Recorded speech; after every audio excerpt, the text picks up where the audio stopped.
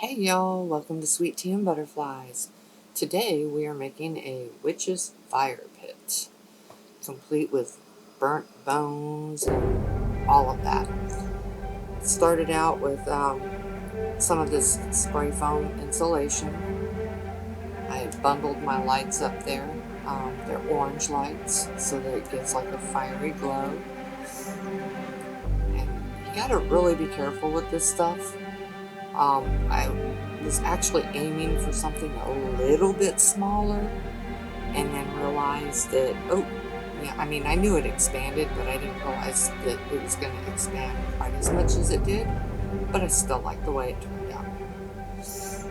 So here I'm just hitting each of the three, turn on the lights to see kind of where I need to touch up and make sure that the glow is coming through nicely enough to look like a fire pit when I get done. I've got my granddaughter Avery helping me. We had a crafting weekend. Every other weekend I get the grandbabies so that I can craft with them and spend some time with them.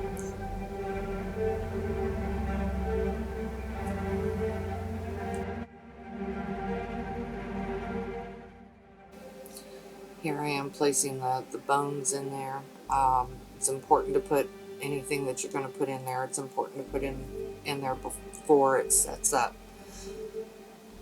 And I also suggest that if you're going to do a project that you're using this spray foam, I suggest that you figure, plan different things that you can do with this, that you can use the whole can at one time, because once you let it dry in that tube, that's it.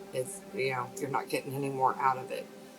So when I got done making my little piles here, I filled a couple of, or didn't fill them, but I put some in a couple of the containers to use for floral arrangements. And I took some little red solo cups and got those prepped to make some Christmas ornaments. Here in a few weeks, I'll probably start on those. And then I still had some left in the can, so I made some little just piles of them that I could use, where I could shove them into a container, or I made a few really small ones that I shaped into rocks for a different project. So stay tuned for that one. It's coming up. I'll have that one posted probably in a week or so. Right now I'm only able to do maybe one video a week. I do work a full-time job. I'm a paralegal in a law firm, so I have to do little bits here and there when I can. For those of you that follow me, you probably already know I live in a tiny house, so a lot of my crafting is done sitting in my recliner while I'm watching TV and whatnot. It's not all of it, but I have a space, another cabin next door that I often do crafting in, but my son and daughter-in-law just moved out of it, so I don't have anything really set up optimally for what I need. So that's where me and the girls craft when they come on the weekend, but I only take a couple of things in there for whatever project we're doing at that time. So here I had taken, and I thought I'd start with orange paint and get in, a couple of the little areas with orange, and I was going to do some red. But that orange paint was really, really, really runny. I don't know what the deal was with it. It shouldn't have been that runny. So I just switched it up to the red. One of the things I found when I was doing this is this foam stuff it doesn't take paint overly well. Chalk paint would probably be okay, but acrylic paint, not so much. So I would suggest, if you're going to do a project like this, to take a fine grit sandpaper and kind of sand some of the spaces or areas that you're going to paint. Another thing that, you know, it didn't occur to me till later in the project, toward the end when I was finishing up, that, oh, hey, you know, I watch these types of videos all the time. I see other crafters, you know, I watch them all the time using like the sponge dabbers and whatnot, and rather than using a paintbrush and brushing it on, dabbing it on. And the thought never occurred to me until toward the end. So yeah, so I did it the hard way and had to do several coats, which I spared you. I cut out a lot of the footage and just showed some of the painting on here.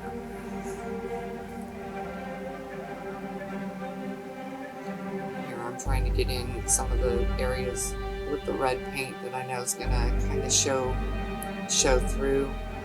I wanted to make sure that it looked like there were embers burning in this when it's lit up.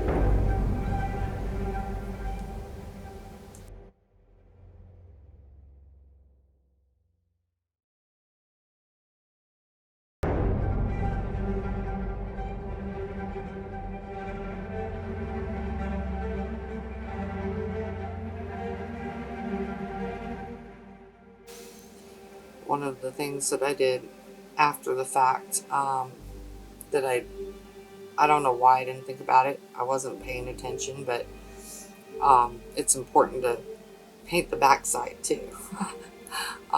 Normally I'm very thorough in doing that kind of stuff, but I just didn't think about it. So I didn't get any footage of me doing the backside of it, but I just took with black paint and the sponge pouncer and just kind of dabbed it on there, let it dry, and then went through and touched up the areas where the paint didn't take as well as I would have liked.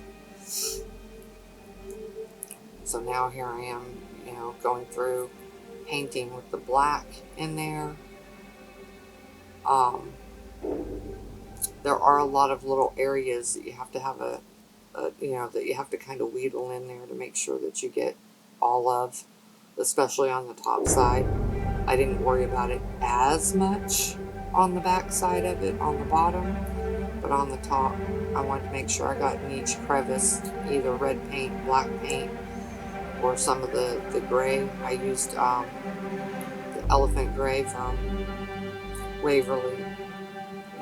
Toward the end, after I got all the black done, I used it to kind of give more of that ashy look to it.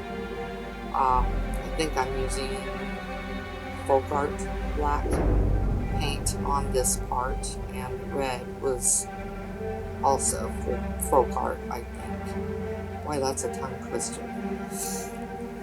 As you can see, I'm getting a little bit better at doing the voiceovers on here. A lot of times I'm kind of stuck for what to say or whatever.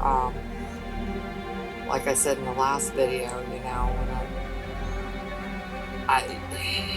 if I'm sitting there with you, I'm gabbing up a storm, but it's kind of, I guess it feels kind of weird to sit here and talk to myself on a video doing voiceovers. So sometimes I get a little bit of a little stage fright. I don't know.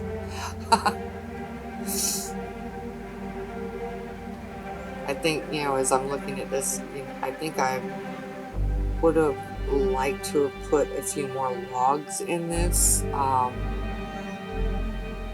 I kind of thought about, when I started this, I had seen a video where they had done, it was a big one though, for, you know, outside with a great big witch's cauldron that they put in the middle of it. That was my original inspiration for this, and I had thought about doing a witch's cauldron in the middle of it, but I could not find any of the small ones that I had. All of my craft supplies are in my shed in bins, and it's stacked all the way to the back, all the way, from back to front, all the way to up, because I had to move all of my craft supplies out of the other cabin so that my son and daughter-in-law could stay in there. But that would be a neat idea to do, and I might do that next year. I might make another variation of this where it has like the witch's cauldron in the middle of it, and bubbling over. But I really wanted to do this project, so I just went with it and decided, hey, I'll just do a witch's fire pit with the bones and the logs in it. But I think I should have put a few more of the wood pieces in there, definitely.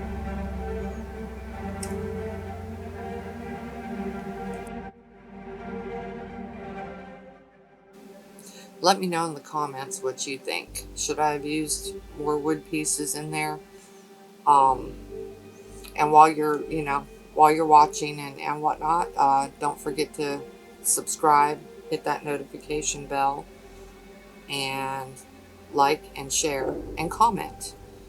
I really like to get the feedback from y'all, what you think about the projects and everything.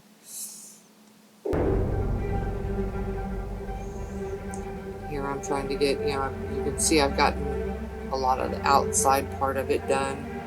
I kind of had to wait for that to dry so I could start tackling the middle portion. Because with this being so difficult to take the paint, it didn't take much for me to, if I grabbed it in the wrong spot where it was wet, just to rub it right off until after it dried. And you can see on there where it didn't get the best coverage. It's almost like when you're painting on there, there's areas where it's almost like it's got like an oily or a waxy, and it just kind of separates from it. So this is definitely something that would best be done with chalk paint, but I didn't have a black chalk paint. I think that would have provided much better coverage on here. I didn't have any issues with the Waverly, the gray one, elephant gray, when I used it, but I did also use that on top of the black. It's funny how when you're watching these back and doing the voiceovers and all of that, all these other ideas or different things you could have done pops into your head, and you're just like, oh, well, hey, I could have done this, but it's too late now. I have 2 more of these to paint up and get ready. As you saw, I made 3 of them. I only painted this one so far, so I have 2 more that I'm going to go back and I'll try some of these other techniques with those 2 and see if I get a better result with them, or at least an easier result with them. See, there I am with the gray, dabbing it on, and I realized that my wood looks too clean, and my logs in there look too clean. And I was like, wait a minute, I can get better. This is where it dawned on me. Wait a minute, I can get better coverage with that black if I do this. So there I went with the black paint, dabbing it in there and just kind of hitting the areas that I wasn't too happy with the way the paints took to it. And I had also realized at that point, oh wait, my logs are way too clean to have been burning in the fire pit. They need some black too before I put the ashy looking gray on there.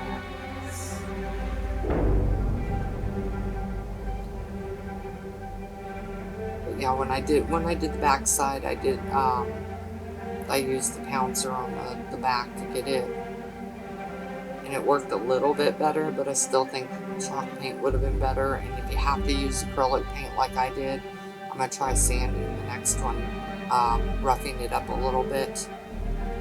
This past weekend when I was crafting with Addie, I was doing the little rocks that I had made, and I took and sanded those. I took and, you know, roughed them up a little bit, and they did take the paint a little bit better. So if you have to use acrylic paint for something like this, sand it, rough it up a little so it takes the paint better.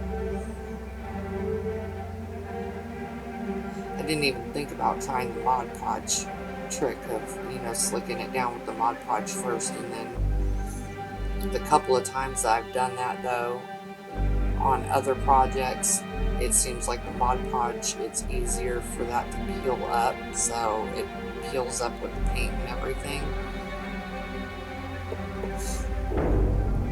And as you can see, it's looking more and more like a glowing fire, you know, embers in there. I had to dirty up my skeleton some too, because he was too clean for being in a fire pit as well.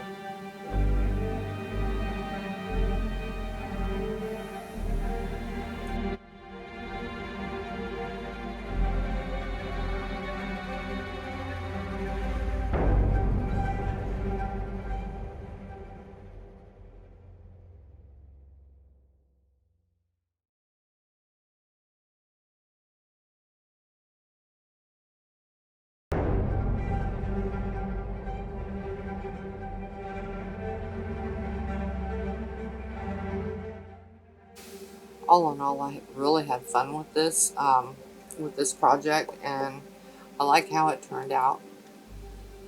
I learned a few different things I should have done differently. But if you enjoyed this, don't forget to like, subscribe, share, and comment. And thanks for watching.